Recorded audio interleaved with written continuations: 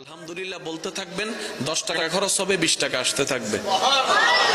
1 KG মানুষকে খাওয়াবেন, 3 KG আসতে থাকবে। একটু জোরে জোরে বলেন না সুবহানাল্লাহ। তাহলে আলহামদুলিল্লাহ কয়েকটা কাজ করবে। আলহামদুলিল্লাহ প্রথম কাজ করবে, আপনার ব্রেইন থেকে টেনশন দূর করে দিবে। আলহামদুলিল্লাহ আপনার মনের মধ্যে প্রশান্তি এনে দিবে। আলহামদুলিল্লাহ আপনাকে দুশ্চিন্তা থেকে বাঁচাই দিবে। আলহামদুলিল্লাহ আল্লাহর প্রতি আপনার দিলের ভালোবাসা বাড়াই দিবে। আলহামদুলিল্লাহ আল্লাহর প্রতি আপনার আরো আত্মবিশ্বাস বাড়াই দিবে।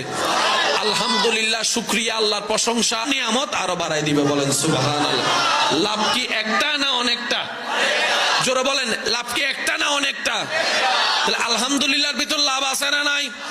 আস্তাগফিরুল্লাহর ভিতর লাভ আছে না নাই? কিন্তু নিতে জানি নাই, ব্যর্থতা আমাদের।